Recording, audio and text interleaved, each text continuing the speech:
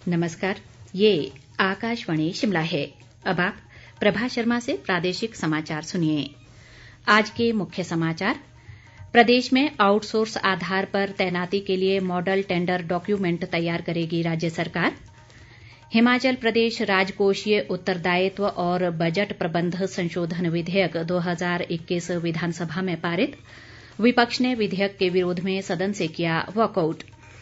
कृषि मंत्री वीरेंद्र कंवर ने कहा, नए कृषि कानूनों से एमएसपी नहीं होगा खत्म। और सांसद रामस्वरूप शर्मा का पूरे राजकीय सम्मान के साथ अंतिम संस्कार। मुख्यमंत्री सहित अनेक नेताओं ने दी भावभीनी श्रद्धांजलि। अब समाचार विस्तार से। राज्य सरकार आउटसोर्स कंपनियों की शिकायतों को देखते हुए आउटसोर्स के आधार पर तैनाती के लिए मॉडल टेंडर डॉक्यूमेंट तैयार करेगी। इससे नियुक्तियों और वेतन को लेकर मिलने वाली शिकायतों पर विराम लगेगा। स्वास्थ्य मंत्री डॉक्टर राजीव सैजल ने आज विधानसभा में विधायक कर्नल इंद्र सिंह के प्रश्न के उत्तर में ये जानकारी दी।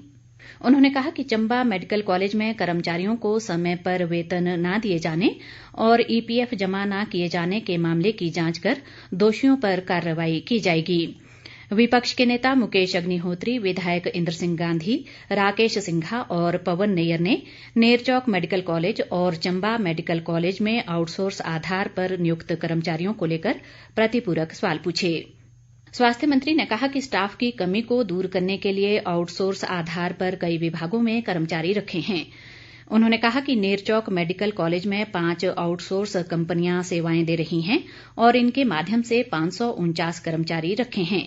स्वास्थ्य मंत्री ने कहा कि कर्मचारियों को सरकार द्वारा तय मापदंडों पर रखा गया है और निर्धारित वेतन दिया जा रहा है।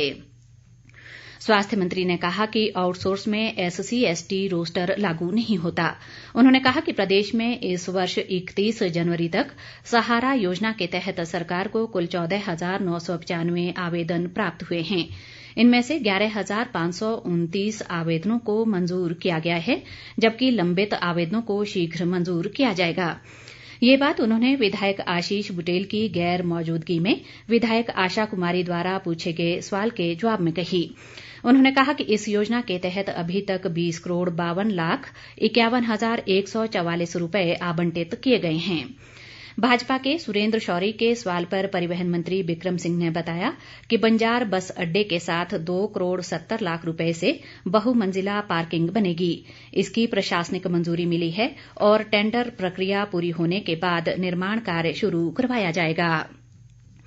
शहरी विकास मंत्री सुरेश भारद्वाज ने विधायक राजेश ठाकुर के मूल सवाल के जवाब में बताया कि प्रदेश पुलिस ने राज्य में फैले ड्रग माफिया पर अंकुश लगाने के लिए कड़े प्रावधान किए हैं। वे आज मुख्यमंत्री की गैर मौजूदगी में उनके विभाग से संबंधित सवालों का जवाब दे रहे थे। उन्होंने बताया कि कुल्लू के बंजार विधानसभा क्षेत्र में पुलिस द्वारा एक साथ 110 किलो चरस और 6 किलोग्राम से अधिक हीरोइन की जब्ती इस दिशा में बड़ा कदम है। राज्य सरकार ने विपक्ष के विरोध के बीच हिमाचल प्रदेश राजकोषीय उत्तरदायित्व और बजट प्रबंध संशोधन विधेयक 2021 पास कर दिया है। विपक्षी दल कांग्रेस और माकपा ने इस कानून का जबरदस्त विरोध किया और दोनों ही दलों के विधायकों ने इस बिल को पारित करने के विरोध में सदन से वॉकआउट किया। दूसरी ओर सरकार ने सफाई दी कि इस विधेयक में संशोधन मौजूदा सरकार द्वारा वित्त वर्ष 2019-20 और वर्ष 2012 से 2015 के बीच तत्कालीन कांग्रेस सरकार द्वारा GDP के 3% की सीमा से अधिक लिए गए कर्ज को नियमित करने के लिए किया गया है और भविष्य में प्रदेश की ऋण लेने की सीमा 3% से बढ़ाकर 5% करने का इस कानून में कोई प्रावधान नहीं है। सरकार की दलील है कि ये संशोधन सिर्फ वन टाइम है। मुख्यमंत्री जयराम ठाकुर की गैर मौजूदगी में शहरी विकास मंत्री सुरेश भारद्वाज ने कहा कि इस विधेयक में संशोधन केवल टेक्निकल है। विपक्ष के विरोध पर कड़े तेवर अपनाते हुए सुरेश भारद्वाज ने कहा कि FRBM में संशोधन एकमुश्त है और इसका भविष्य में प्रदेश की ऋण लेने की सीमा को बढ़ाने से कोई संबंध नहीं है।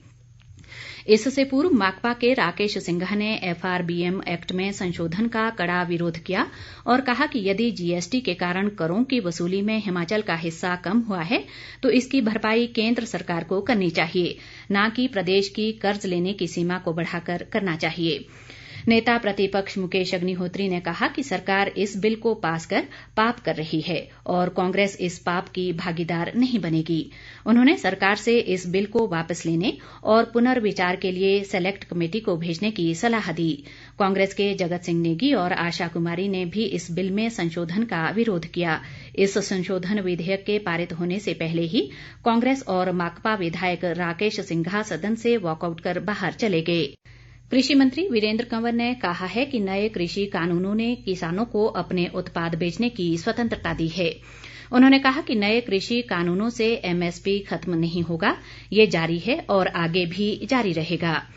वीरेंद्र कंवर आज विधानसभा में विपक्ष द्वारा कृषि विभाग को लेकर लाए गए कटौती प्रस्तावों पर हुई चर्चा का जवाब दे रहे थे। विपक्ष द्वारा इन कटौती प्रस्तावों को वापस न लेने पर सदन ने इन्हें ध्वनिमत से नामंजूर कर दिया। वीरेंद्र कंवर ने कहा कि प्रदेश सरकार ने मंडियों को और सशक्त किया है। राज्य में जहां 10 मंडी समितियां गठित की हैं, वहीं 63 मंडियों का निर्माण भी हुआ है। उन्होंने कहा कि कुछ समय पहले प्रदेश में किसानों के केवल 10% उत्पाद ही मंडियों में बिक्री के लिए पहुंचते थे। अब 40% से अधिक उत्पाद मंडियों में बिक रहे हैं। कृषि मंत्री ने दावा किया कि पड़ोसी राज्य पंजाब ने नए कृषि कानूनों को मंजूर कर लिया है और पंजाब में कॉन्ट्रैक्ट फार्मिंग पहले से ही चल रही है। उन्होंने कहा कि किसान आंदोलन वास्तव में किसानों के लिए नहीं बल्कि वोटों के लिए है। उन्होंने ये भी दावा किया कि हिमाचल के किसान नए कृषि कानूनों के पक्ष में हैं। सांसद रामस्वरूप शर्मा का आज उनके पैतृक गांव जलपेहड़ में पूरे राजकीय सम्मान के साथ अंतिम संस्कार कर दिया गया। इनका कल दिल्ली में निधन हो गया था। मुख्यमंत्री जयराम ठाकुर उनकी अंतिम यात्रा में शामिल हुए। उन्होंने शोक संतप्त परिजनों के साथ गहरी संवेदनाएं जताईं और दिवंगत सांसद को भावभीनी श्रद्धांजलि अर्पित की। जयराम ठाकुर ने रामस्वरूप शर्मा की असामयिक मृत्यु को मंडी संसदीय क्षेत्र सहित प्रदेश व भाजपा के लिए अपूर्णीय क्षति बताया। उन्होंने कहा कि रामस्वरूप शर्मा के योगदान को हमेशा याद रखा जाएगा। रामस्वरूप शर्मा के अंतिम संस्कार में पूर्व मुख्यमंत्री प्रेम कुमार धूमल, मंत्रिमंडल के सदस्य महेंद्र सिंह ठाकुर, सरवीण चौधरी, राजेंद्र गर्ग, सांसद सुरेश कश्यप व किशन कपूर, विधायकगण और अन्य भाजपा नेता शामिल हुए। इसके अलावा पूर्व मंत्री गुलाब सिंह ठाकुर व कौल सिंह ठाकुर सहित अन्य कांग्रेस नेताओं ने भी रामस्वरूप शर्मा को श्रद्धासुमन अर्पित किए। इससे पहले कल शाम नई दिल्ली स्थित हिमाचल सदन में भाजपा के राष्ट्रीय अध्यक्ष जगत प्रकाश नड्डा ने पूर्व सांसद रामस्वरूप शर्मा के पार्थिव शरीर पर पुष्पांजलि अर्पित की।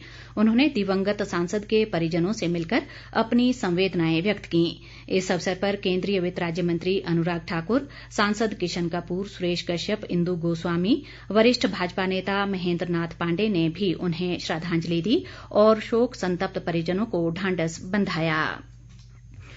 केंद्रीय वित्त राज्य मंत्री अनुराग ठाकुर ने कहा है कि केंद्र सरकार महिला सशक्तिकरण के प्रति समर्पित है। उन्होंने कहा कि 2021-22 के बजट में महिलाओं के लिए चलाई जा रही विशिष्ट योजनाओं के लिए 28,600 करोड़ रुपए का प्रावधान किया गया है। अनुराग ठाकुर ने CII द्वारा आयोजित वार्षिक सम्मेलन में आगामी वित्त वर्ष के बजट में महिलाओं के लिए किए गए प्रावधानों की जानकारी दी। उन्होंने महिला उद्यमियों की उपलब्धियों की सराहना भी की। प्रदेश कांग्रेस अध्यक्ष कुलदीप सिंह राठौर ने दिवंगत सांसद रामस्वरूप शर्मा की संदिग्ध मृत्यु की जांच CBI से करवाने की मांग की है।